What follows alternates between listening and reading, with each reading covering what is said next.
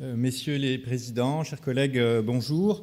Je voudrais moi aussi féliciter les académies pour cette excellente initiative de consacrer une journée à la thématique des perturbateurs endocriniens. Ça fait maintenant plusieurs dizaines d'années que les chercheurs travaillent sur ces questions depuis une période où le thème de perturbateurs endocriniens n'existait pas encore. Ça fait maintenant environ bientôt 25 ans que l'expression de perturbateurs endocriniens a été forgée. Et je crois qu'une des choses fascinantes de cette thématique, en plus de sa pertinence pour la santé publique, c'est qu'on est réellement face à une question où un ensemble de disciplines scientifiques travaillent de concert et de la façon la plus constructive possible. Alors, dans ce contexte-là, j'aimerais parler de l'apport et des défis de l'épidémiologie, pas du tout dans un esprit de chapelle, mais justement pour identifier et discuter les ponts possibles avec les différentes disciplines travaillant aux autres échelles. Je n'ai pas de conflit d'intérêt à déclarer. Donc, ce que les disciplines qui travaillent notamment aux échelles les plus fines nous apprennent et qu'on vient d'entendre plus tôt ce matin, c'est notamment l'identification de mécanismes biologiques de la perturbation endocrinienne, c'est l'identification d'effets cliniques avec les études toxicologiques dont on entendra aussi parler cet après-midi avec notamment Bernard Gégou. C'est aussi la possibilité d'étudier les effets à très long terme sur plusieurs générations qui sont pour les épidémiologistes très difficiles à considérer. Enfin, en tout cas, il faut plusieurs générations d'épidémiologistes pour étudier des effets sur plusieurs générations chez l'humain.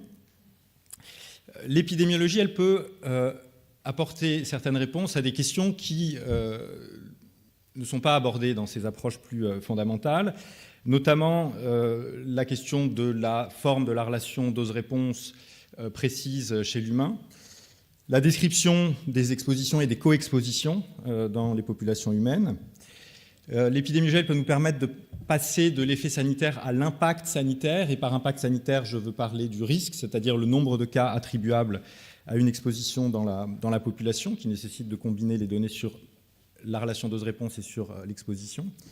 Elles peuvent nous permettre de passer d'un impact sanitaire à un coût économique pour la société, pour aider à hiérarchiser au moins sur ce critère, aussi simple soit-il, économique, les substances. Elle peut aussi nous permettre de discuter des éventuelles synergies entre l'exposition à des perturbateurs endocriniens et des facteurs de style de vie, et puis à étudier des fonctions de l'organisme pour lesquelles l'espèce humaine est très particulière, telles que la fertilité ou tout ce qui est lié au système nerveux central. Et puis enfin, de manière très importante, l'épidémiologie est cruciale pour identifier l'efficacité de mesures de prévention éventuelles, que ce soit par des modifications du régime alimentaire ou de mesures réglementaires. Je ne vais pas aborder dans le détail tous ces points, mais seulement certains d'entre eux. Donc, en revenant sur les fondamentaux de cette discipline de l'épidémiologie qui consiste à mettre en relation des expositions à différentes fenêtres de sensibilité chez l'humain, avec la survenue de pathologies à court, moyen et long terme, en prenant en compte différents facteurs extérieurs. Alors pourquoi je parle de facteurs extérieurs ? Eh bien parce que les pathologies qui sont identifiées par la toxicologie, notamment comme pouvant être induites par l'exposition aux perturbateurs endocriniens, sont des pathologies chroniques qui sont pour la quasi-totalité des maladies multifactorielles. Donc les perturbateurs endocriniens ne peuvent pas être, bien sûr, la cause unique, ce qui nécessite d'être pris en compte dans le cas précis où les autres causes de ces pathologies chroniques peuvent être associées au niveau d'exposition. Si le niveau d'exposition à un perturbateur endocrinien est associé et corrélé à un autre facteur qui est une cause de la pathologie, comme un régime alimentaire, activité physique, eh bien, il va survenir ce qu'on appelle un biais de confusion, qui va consister en une distorsion de l'association entre exposition et maladie, qui n'est pas due à un effet causal direct ou indirect de l'exposition. Dans le cas des perturbateurs endocriniens, dans la mesure où on est face à des substances pour lesquelles l'exposition est ubiquitaire, il y a un potentiel de confusion par des facteurs notamment liés au comportement ou au style de vie. Pour rester sur l'exemple du bisphénol A dont on a déjà beaucoup parlé ce matin, si on se demande si l'exposition pendant la grossesse, si les niveaux de bisphénol A pendant la grossesse peuvent être associés à un risque de surpoids dans l'enfance, comme c'est montré dans les études de toxicologie, eh bien, chez l'humain, il faut prendre en compte le fait que les familles dans lesquelles l'exposition de la femme enceinte au bisphénol A sont le plus élevées peuvent correspondre préférentiellement à des sujets avec un régime alimentaire déséquilibré, peut-être avec beaucoup d'une alimentation, avec des boîtes de conserve, sachant que dans certains pays, le bisphénol A est utilisé dans le revêtement, dans les résines époxy qui revêtent l'intérieur des boîtes de conserve. Et ce régime alimentaire maternel déséquilibré, peut-être riche en graisse ou en sucre rapide, risque d'être associé à un régime alimentaire déséquilibré de l'enfant qui peut être la cause réelle de ce surpoids dans l'enfance. Donc là, on a un biais de confusion tout à fait évident qui va avoir tendance à faire apparaître, ou en tout cas augmenter une association éventuelle entre les niveaux de bisphénol A pendant la grossesse et le surpoids dans l'enfance. Les biais de confusion ne sont pas forcément des facteurs, des situations qui vont induire des associations non réelles. Ils peuvent aussi masquer des associations existantes et c'est peut-être ce qui se passe quand on s'intéresse à l'effet de métaux lourds dans le régime alimentaire sur le neurodéveloppement de l'enfant. Une source importante de métaux lourds, c'est la consommation maternelle de poissons, qui est aussi une source d'acides oméga 3 qui sont a priori favorables au développement du système nerveux de l'enfant. Et donc, il est possible que la consommation de poissons, via la voie des oméga 3, masque un effet des métaux lourds sur le neurodéveloppement. Donc on a toutes les situations qui peuvent survenir avec ces facteurs de confusion. Et on entend souvent la phrase un petit peu galvaudée « correlation is not causation », ce qui est tout à fait vrai. Maintenant, on est aussi bien conscient que en fait, l'épidémiologie, ce n'est pas une discipline qui s'appuie sur des corrélations, de même que la toxicologie, ce n'est pas une discipline qui s'appuie sur des tests du Ki2 ou des tests de comparaison de moyenne. Le principe de l'épidémiologie, c'est d'avoir une modélisation de l'ensemble des relations entre exposition et maladie qui prennent en compte le mieux possible les connaissances biologiques et toxicologiques pour caractériser la part de l'association statistique entre exposition et maladie, débarrasser des biais de confusion, débarrasser des biais de sélection éventuels, débarrasser de l'erreur de mesure sur les expositions et les pathologies. Donc, ce qui sort d'une étude épidémiologique, ce n'est pas des facteurs pas des coefficients de corrélation. Il y a énormément d'outils qui nous permettent d'arriver à ça. Il y a effectivement, l'approche principale, c'est une approche qui est plutôt statistique, par opposition à l'approche toxicologique qui prend en compte les problèmes de confusion, je dirais, d'une approche avec un angle lié au design de l'étude, et puis en se restreignant à des espèces et à des groupes d'animaux extrêmement homogènes, ce qui limite le rôle de facteurs extérieurs. Donc en épidémiologie, l'approche centrale pour corriger ces biais de confusion, c'est l'ajustement statistique dans les modèles de régression qui permettent de caractériser d'une part l'effet du facteur de confusion, d'autre part l'effet du perturbateur endocrinien considéré et éventuellement la synergie entre ces deux facteurs. Il y a de nombreuses autres approches, comme par exemple la pondération par les scores de propension, qui consiste à prédire, à identifier les facteurs associés à l'exposition et à se servir de ce score de propension pour repondérer les sujets de manière à faire, dans une logique qui est similaire à celle de nos collègues démographes avec le redressement, à rendre les groupes exposés et non exposés similaires du point de vue de ces facteurs de confusion. Donc il s'agit d'un champ, le champ de l'application des modèles causaux et des graphes dirigés acycliques qui est en plein développement en épidémiologie. Au-delà de ces approches statistiques, il y a aussi des approches au niveau du design de l'étude qui permettent de corriger ces effets de confusion. Le premier, le plus évident qu'on connaît dans les essais cliniques randomisés, c'est d'assigner de manière aléatoire l'exposition au sujet, ce qui n'est pas toujours facile d'un point de vue éthique pour les perturbateurs endocriniens, mais ce qui peut être fait pour des effets à court terme et sous-clinique, au moins dans certaines populations. Et puis sinon, de manière plus générale, l'idée c'est de s'appuyer plutôt sur des comparaisons intra-individuelles ou intra-communautés, plutôt que des comparaisons interindividuelles qui sont plus fragiles du point de vue des biais de confusion. Si je me compare à moi-même, tous les facteurs génétiques, par exemple, ou comportementaux qui ne changent pas au cours du temps, sont pris en compte sans que j'ai besoin de les mesurer. Une illustration récente par une étude de collègues de l'université de Harvard, ça concerne en fait l'exposition à un phtalate qui est le DBP, pour lequel on s'est rendu compte qu'en fait il est utilisé dans l'enrobage de certains médicaments et notamment d'un médicament à base de mésalamine qui est utilisé dans le traitement des maladies inflammatoires de l'intestin. Et donc parmi les médicaments sur le marché pour traiter ces maladies chroniques inflammatoires, il y a une formulation qui contient un enrobage avec des quantités importantes de ce phtalate, le DBP, et une autre qui contient des niveaux beaucoup plus faibles. Et ceux qui prennent le médicament qui contient l'enrobage au DBP, en fait, ont des niveaux d'exposition de l'ordre de 1000 fois ceux de la population américaine, en l'occurrence, puisqu'il s'agit d'une étude américaine. Eh bien, mes collègues ont considéré un groupe d'environ 70 hommes, dont certains prenaient ce médicament qui avait l'enrobage au DBP, et puis d'autres qui prenaient un médicament qui ne contenait pas l'enrobage. Après un suivi et des mesures des caractéristiques spermatiques, ils ont fait inverser le traitement au bout de 4 mois, caractériser à nouveau les caractéristiques spermatiques, et puis croiser à nouveau le traitement. Donc chacun des groupes de patients revenait au traitement initial avec un niveau fort ou un niveau faible de phtalate. Et à chaque fois, les caractéristiques spermatiques ont été caractérisées. Donc c'est un design qu'on appelle crossover crossback, puisqu'on revient à la situation initiale, et dans lequel on peut pouvoir faire une comparaison intra-individuelle. Est-ce que les caractéristiques spermatiques des sujets varient quand le niveau d'exposition au DBP, au phtalate, varie. Et dans ce cas-là, ce qui a été mis en évidence, c'est que dans le groupe de sujets qui partaient avec le médicament qui ne contenait pas des niveaux élevés de diméthylphtalate, le passage au médicament qui multipliait en gros par 1000 leur exposition au phtalate a entraîné une diminution des caractéristiques spermatiques et notamment de la mobilité spermatique,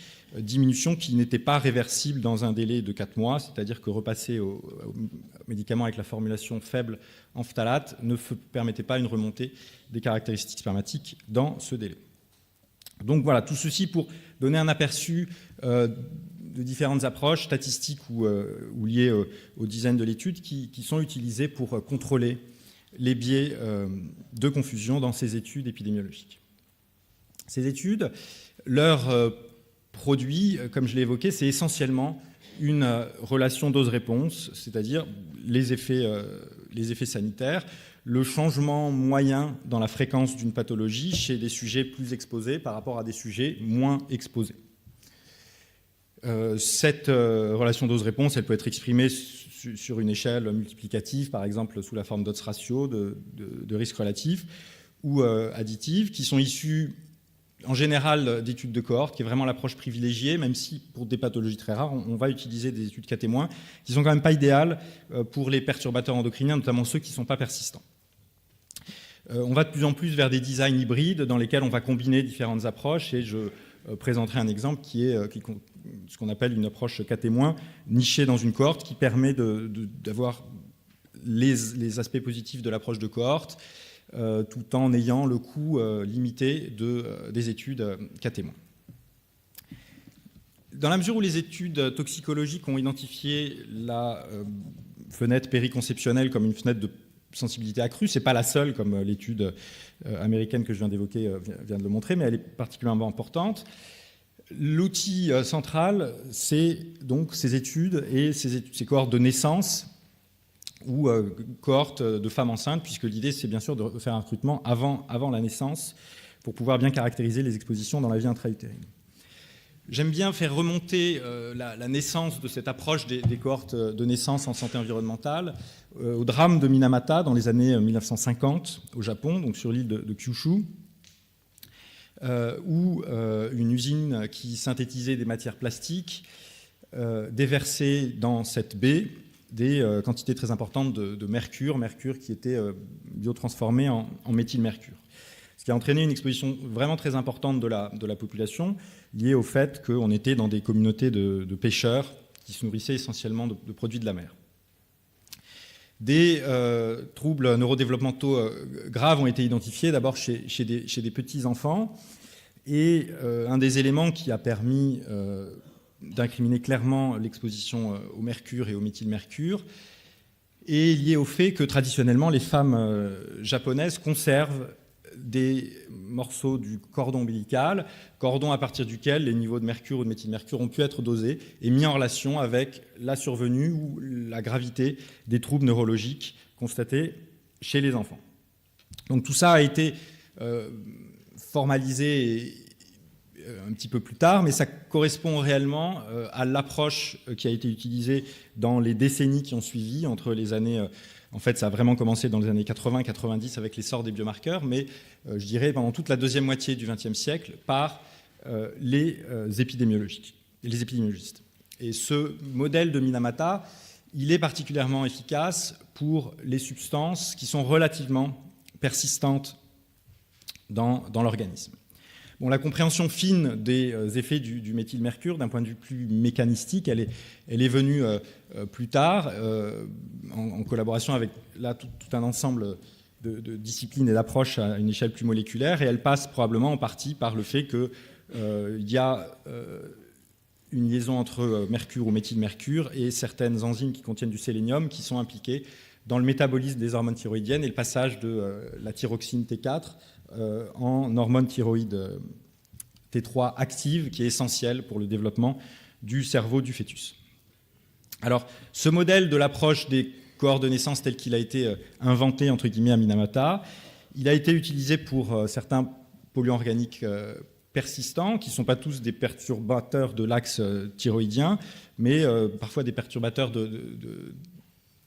récepteur aux oestrogènes, comme dans le cas du DDT, insecticide produit à partir des années 1930.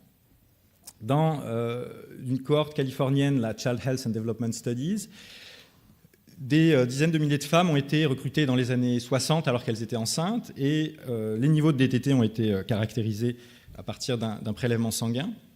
Les épidémiologistes ont suivi ces femmes pendant quelques décennies sans mettre en évidence de lien clair entre le niveau de DDT à 25-30 ans avec la survenue de cancer du sein dans les 40 ans environ qui ont suivi.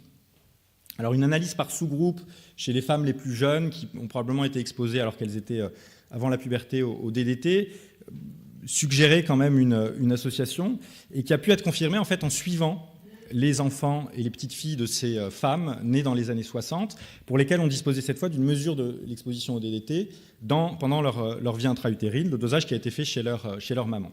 Et là, le suivi sur 50 ans entre 1960 et 2010 de ces petites filles a mis en évidence une relation claire, après ajustement sur les facteurs de risque reproductifs et autres identifiés de cancer du sein, donc entre les niveaux de DDT dans la vie intra-utérine, les niveaux dosés chez la maman, et la survenue de cancer du sein dans les décennies qui ont suivi. Donc là, on a une illustration de l'approche, je dirais, des cohortes de naissance.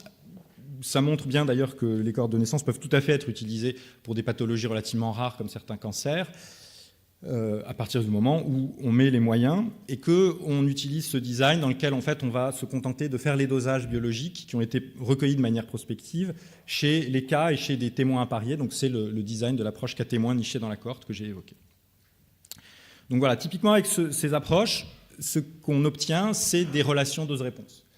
Comme ça a été évoqué tout à l'heure très clairement par M. Combarnou, il ne suffit pas d'avoir la relation dose-réponse, enfin tout à l'heure c'était une question concernant l'affinité, mais il ne suffit pas d'avoir la relation dose-réponse pour avoir une idée de l'impact sanitaire au niveau de la population. Et cet impact sanitaire, il s'obtient en combinant la relation dose-réponse avec les niveaux d'exposition. On peut avoir une pente avec une relation dose-réponse très élevée, et un impact sanitaire relativement faible à l'échelle de la population si l'exposition est très rare, bien évidemment.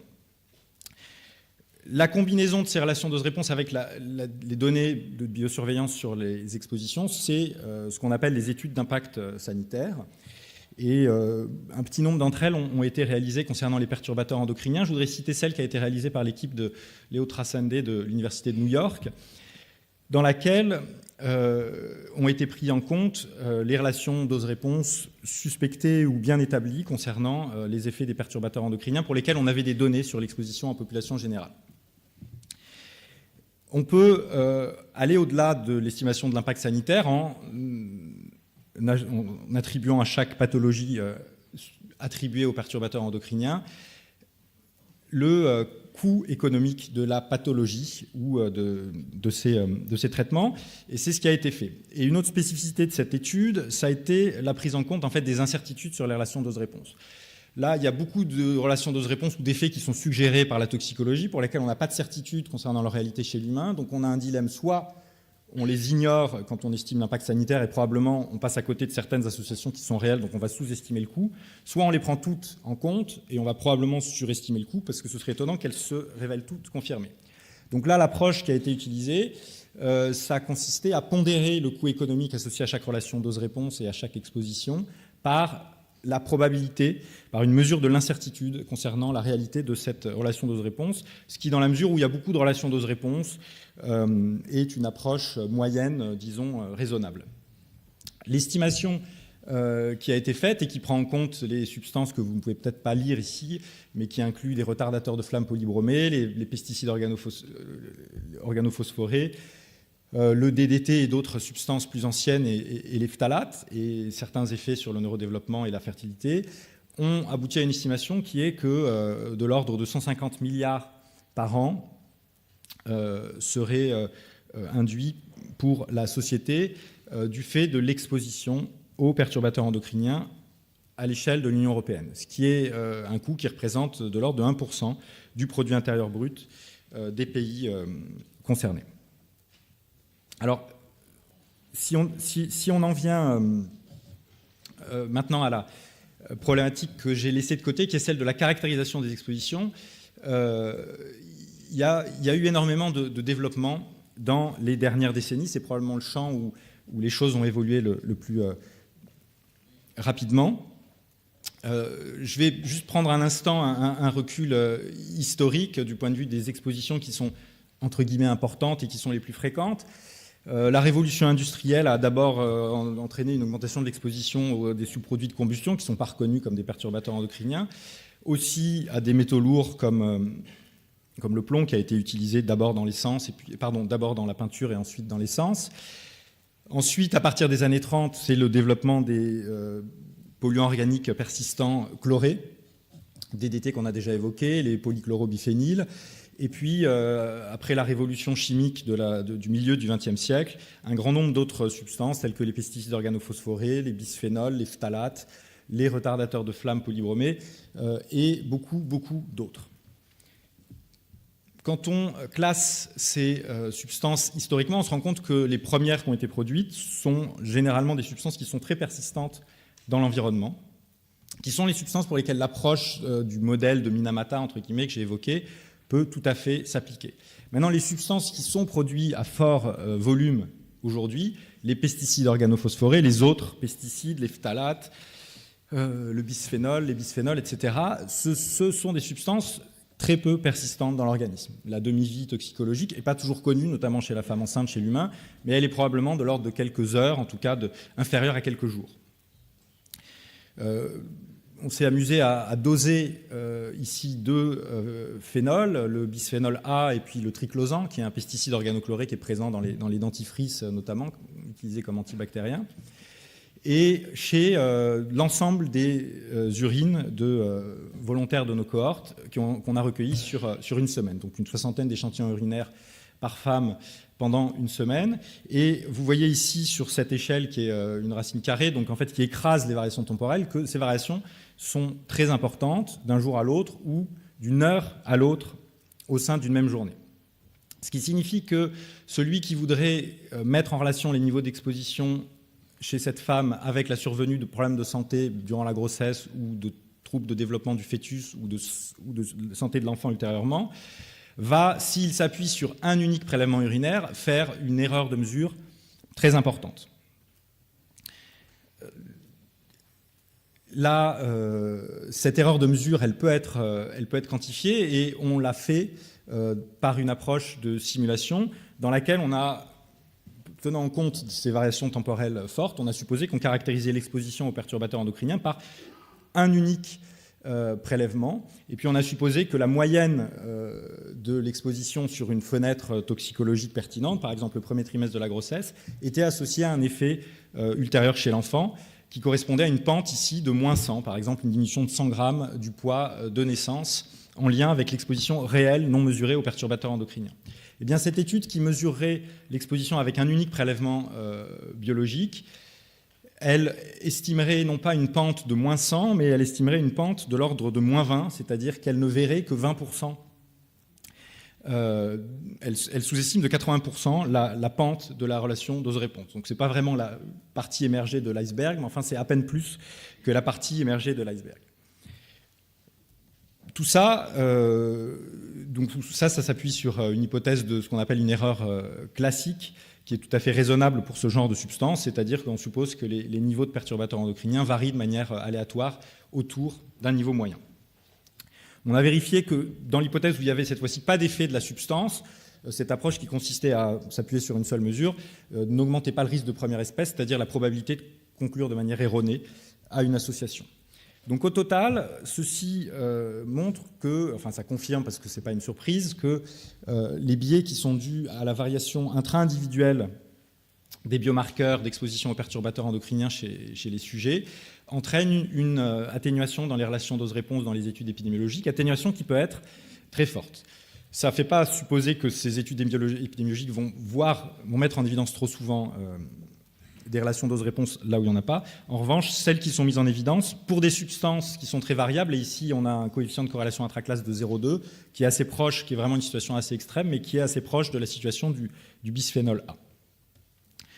Donc ça, c'est un vrai défi, et ça montre que le modèle de Minamata, avec un prélèvement biologique unique mis en relation avec la santé ultérieure, ne marche pas de manière satisfaisante pour ces substances peu persistantes qui sont un défi pour les scientifiques d'aujourd'hui. Il y a des solutions, ce n'est pas un problème insurmontable du tout, et une approche très simple qu'on propose, nous, ça consiste simplement à faire des prélèvements biologiques répétés de biospécimens, en l'occurrence de l'urine, chez les sujets dans la fenêtre toxicologiquement pertinente. Une fois qu'on a plusieurs prélèvements, on pourrait les doser tous, ce qui est assez informatif, mais qui va augmenter très fortement le coût de l'étude, et on n'a pas envie que ceci se fasse au prix d'une diminution du nombre de sujets dans l'étude. Une manière simple de faire des moyennes avec des prélèvements biologiques urinaires, c'est tout simplement de les pouler, de mélanger tout ça et de faire le dosage uniquement dans l'échantillon qui correspond au mélange de l'ensemble des prélèvements sur la semaine, par exemple, qui nous intéresse, et puis de mettre en relation ces niveaux avec la survenue de problèmes de santé plus tard.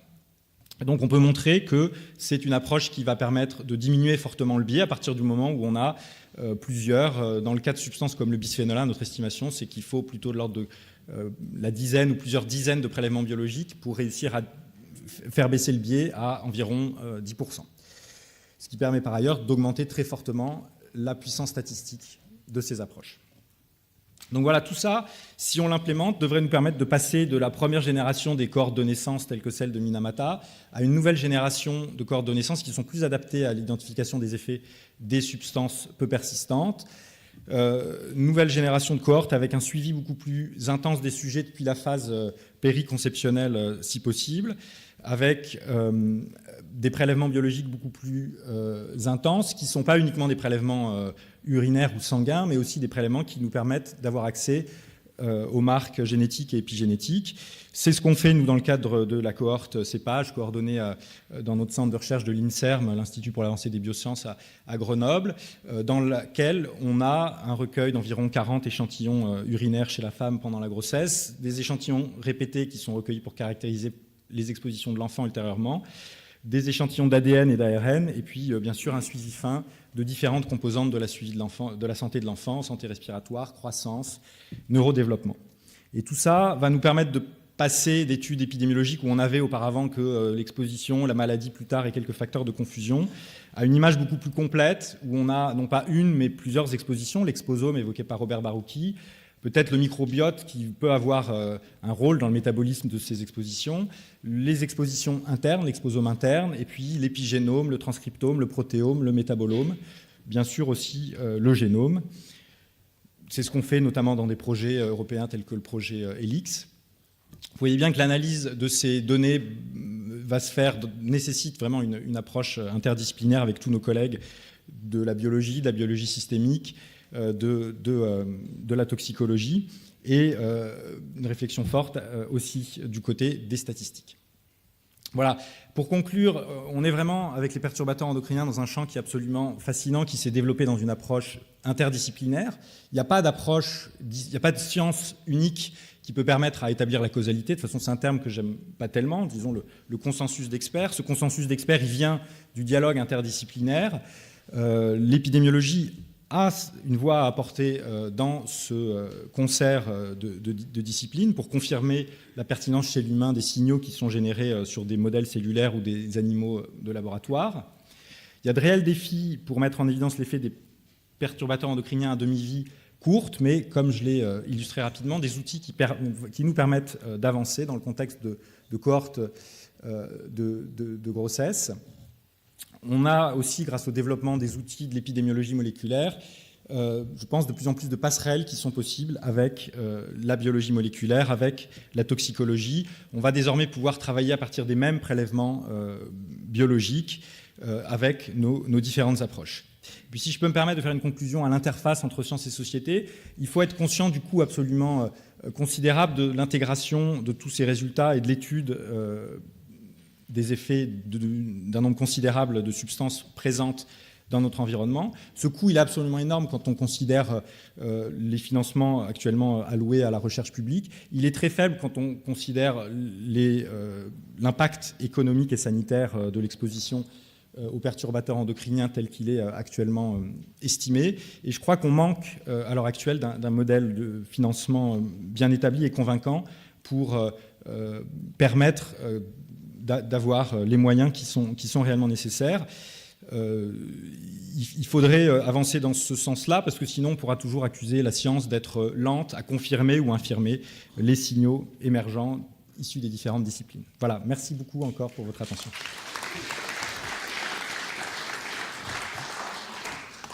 Merci. Y a-t-il des questions? Oui, s'il vous plaît, 2 questions. Oui, merci beaucoup. Merci Rémi pour ce bel exposé. Est-ce que tu pourrais essayer, tu as prononcé le mot causalité dans ta conclusion seulement. Est-ce qu'on peut faire un bilan du poids de l'évidence scientifique en faveur de l'existence d'un lien vraiment causal entre exposition et perturbateurs endocriniens et les différentes pathologies, en particulier par rapport aux critères de causalité de Bradford et Hill? Merci Freddy. Alors c'est une question un peu vaste. En plus, elle est piège parce que, comme tu le sais très bien, je suis très sceptique vis-à-vis des critères de causalité de Bradford-Hill qui n'ont jamais été énoncés comme des critères de causalité et qui peuvent être tous critiqués dans le détail, à part bien sûr le fait qu'il faut que l'exposition précède l'effet sanitaire, qui est une évidence. Je crois que si on veut regarder le niveau de preuve, et c'est pas facile de le faire comme ça en 30 secondes, clairement on a un niveau de preuve important concernant l'effet des polluants les plus persistants, tels que notamment les PCB, le DDT avec l'exemple que j'ai donné, probablement aussi certains des composés perfluorés qui ont été bien étudiés.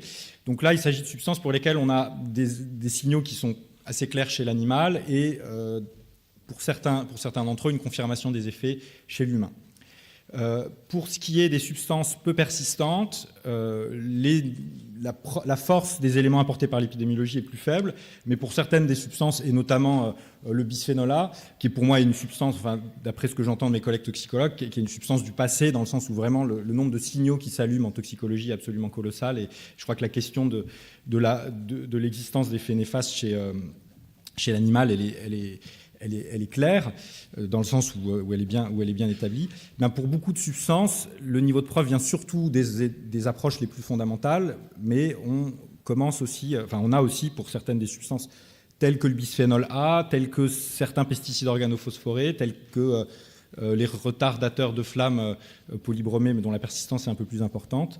On a aussi des signaux qui peuvent être placés en tant que effets présumés à certains selon la substance et selon la pathologie qu'on considère. Et je vais me garder de faire un tableau comme ça, avec une prétention d'exhaustivité à l'oral.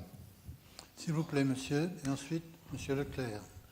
Dans ma région d'origine, monsieur le Nord-Pas-de-Calais, comme en Picardie, les pouvoirs publics, sur la recommandation de l'ANSES, ont interdit la consommation des eaux du robinet pour les femmes enceintes et allaitants, comme pour la confection des biberons. En cas de fait, c'est parce qu'il y a du perchlorate, qui est un inhibiteur puissant de la pénétration intrathyroïdienne de l'iode. Ce perchlorate ne vient pas des engrais du Chili, comme on l'avait pensé, ce n'était pas les terres agricoles, mais ce perchlorate est présent dans les régions où il y a eu des tranchées, et ces explosifs qui n'ont pas explosé, puisque le perchlorate, c'est ce qu'on a dans les feux d'artifice par exemple, eh bien c'est infiltré et donc est présent dans l'eau. Alors, y a-t-il eu dans nos régions plus de goitre, plus d'hypothyroïdie congénitale, plus d'élévation de TSH? Personne n'en sait rien. Et la seule idée qui a fondé l'ANSES sur sa recommandation, c'est que le taux de fixation, de pénétration dans la thyroïde serait diminué, alors que, comme le dit M. Milgrop, il y a des mécanismes de compensation. Et par exemple, dès qu'il y a moins d'iode dans la thyroïde, au fond, il y a un appel d'iode. Alors, est-ce qu'en l'affaire, le fait qu'il n'y ait pas eu d'enquête épidémiologique préalable, et donc le principe de précaution, justifiait réellement ces interdictions? C'est un exemple que je connais pas, sur lequel je vais pas me prononcer dans le détail, mais il est probablement assez illustré. Je ne sais pas s'il est si illustratif que ça, parce que je suis pas sûr que... Je ne sais pas sur quelle base l'ANSES a justifié ça, et je ne sais pas si c'est en s'appuyant sur le principe de précaution. En tout cas, ça illustre effectivement le fait qu'il faut avoir conscience qu'on est dans un pays où on a un accès aux données de santé qui est limité. On a des données de santé qui sont de toute façon limitées, très limitées du point de vue du suivi de l'incidence des pathologies, parce qu'on a les traitements médicaux, en gros, dans les données de l'assurance maladie, mais pas vraiment les pathologies. Donc dans le contexte où on a très peu de registres, les registres s'intéressent qu'au cancer et couvrent environ 15% de la population pour les cancers de l'adulte, eh bien voilà, typiquement, soit effectivement il faut mettre des moyens considérables pour faire une étude à chaque fois qu'il y a une question qui est soulevée, et ça veut dire attendre avant de prendre des décisions, soit si jamais le coût de la décision, et je ne connais pas le coût de cette recommandation auprès des femmes enceintes, mais il n'est peut-être pas colossal, peut-être qu'on préfère éviter de faire des études. Il est évident qu'en tant que scientifique, moi je préférais vous dire qu'il y a énormément de données sur l'incidence du goitre ou les niveaux d'hormones thyroïdiennes chez les femmes enceintes à l'échelle nationale, et qu'on peut faire des décisions informées dans chacun des cas. Mais on n'en est pas du tout là, on commence juste à avoir des données de biosurveillance qui vont couvrir le territoire. L'ANSES nous a fourni récemment aussi des données de contamination des aliments à l'échelle du territoire. Et pour le suivi de la surveillance sanitaire, c'est relativement limité du point de vue des pathologies thyroïdiennes, même si Santé publique France fait des efforts. Monsieur Leclerc, sur votre gauche. Oui, bonjour, merci pour votre présentation. Moi, je voulais vous poser une question sur ces études épidémiologiques. Est-ce qu'il est possible, en 3 mots, de dire au fond quelles sont les grandes priorités stratégiques pour ces études épidémiologiques aujourd'hui dans le monde? C'est-à-dire, quand ces études sont lancées, est-ce qu'elles sont lancées en direction de certaines pathologies et de leur incidence, ou est-ce qu'elles sont lancées en fonction d'un suivi que l'on souhaite avoir sur certains perturbateurs endocriniens potentiels? Ma réponse rapide serait que vous pouvez vraiment les voir comme des outils tels que les accélérateurs de particules de nos collègues physiciens. C'est des gros outils qui peuvent répondre à plusieurs questions. Donc, le bon modèle, c'est par exemple la Million Nurses Study aux États-Unis, ou la cohorte MGEN de l'INSERM parmi les femmes adhérentes à la MGEN, donc qui a été lancée dans les années 90. Si vous avez une grande population et un recrutement dans la bonne période, et bien sûr, moi je pousserai pour un recrutement le plus tôt possible autour de la conception. Si vous faites des prélèvements biologiques que vous stockez dans des biotech dès le début et que vous avez une population importante, vous allez pouvoir étudier un grand nombre de pathologies, toutes celles dont la fréquence peut être étudiée avec quelques centaines de milliers de sujets, et vous allez pouvoir étudier des centaines ou des milliers d'expositions, puisque maintenant c'est ce qu'on peut et c'est ce qu'on pourra de mieux en mieux doser. Donc pour moi, la priorité, j'ai envie de l'exprimer vraiment en termes d'outils, c'est le soutien à ces grandes infrastructures de recherche que sont les grosses cohortes multidisciplinaires avec une forte composante biologique et des prélèvements biologiques répétés. Une toute dernière question très courte, s'il vous plaît. Lorsque on supprime un composé qui est censé être un perturbateur endocrinien, ça sera intéressant de savoir si finalement il y a un bénéfice pour la santé publique. Or, ça a été le cas pour le bisphénol A en France, en grande partie. Et il y a des effets qui devraient pouvoir être observés à relativement court terme, c'est-à-dire, par exemple, les anomalies génito-urinaires. Est-ce qu'il y a une étude en cours pour regarder s'il y a eu un effet de la suppression du bisphénol A sur ces anomalies ou sur d'autres encore? Vous avez tout à fait raison sur le principe, mais comme vous savez, en France, on n'est pas toujours très bon pour évaluer les politiques publiques. Alors, d'abord, au niveau général, dans la mesure où on s'intéresse à des pathologies multifactorielles, avant de voir un effet sanitaire, il faut vraiment avoir une diminution très forte de l'exposition à un facteur qui a un rôle majeur. Donc, l'interdiction du tabac dans les lieux publics ou des effets sur la pollution atmosphérique majeure pourraient peut-être être visualisés sur la santé, mais je crois déjà que la première chose à faire, ce serait de suivre les expositions. Moi, personnellement, j'avais poussé au moment de l'interdiction du bisphénol A pour qu'il y ait en avant-après au moins une description précise des expositions. Il n'y a rien qui a été fait à ma connaissance de manière très claire, même si je pense que les données de Santé publique France vont pouvoir déjà fournir des éléments sur la diminution de l'exposition de la population, des femmes enceintes, des enfants, qui étaient ciblés. Après, les anomalies génito-urinaires, comme vous savez, il n'y a pas de registre. On a des données qui sont de plus ou moins bonne qualité, sur lesquelles travaille l'Institut de veille sanitaire. Donc, on verra s'il y a des effets, mais on ne s'est pas mis dans la meilleure situation pour mettre en évidence et quantifier les bénéfices éventuels de cette politique, ce qui est dommage parce que ça aurait été très intéressant pour les autres pays européens et le reste de la planète. Et ça va être très important tout de même d'être capable de mesurer les effets qui sont très chers sur le bénéfice en termes de santé publique. Pour l'avenir, ça sera un point essentiel, parce que sinon, on va passer son temps à interdire des composés, s'apercevoir après que les substitutifs ne sont pas meilleurs, etc., etc. Bien, je terminerai moi juste sur un commentaire. Les études économiques pour les incidences sur le PIB, 1,2% sur le PIB européen qui est à 0,5% près, ça mériterait aussi des comparaisons. C'est-à-dire quelle est l'incidence du tabac au niveau PIB. Il y a des gens qui veulent supprimer, par exemple, les vaccins. Ce serait intéressant de voir ce qui se passerait. On pourrait voir la réapparition d'un certain nombre de maladies et l'impact sur le PIB. Je pense qu'il y aurait effectivement une régression du PIB. Donc je pense qu'il faut jouer sur ces informations de manière peut-être avec des comparateurs. Voilà, d'abord, ce n'est pas du tout l'impact sur le PIB, c'est juste le coût rapporté au PIB. Mais en fait, les pathologies, comme on le sait, d'ailleurs, elles ont un impact, entre guillemets, bénéfique sur le PIB, puisqu'il y a des facturations hospitalières et des bénéfices pour l'industrie pharmaceutique derrière. Donc c'était juste pour donner un ordre de grandeur. Pour ce qui est des vaccins, je pense que la comparaison est un peu lointaine. Les comparateurs sont intéressants, voilà. Les accidents de la route, le tabac, oui, enfin pour le tabac, on est en France à quelques dizaines de milliards. Donc à l'échelle européenne, effectivement, c'est probablement supérieur à ces 150 milliards.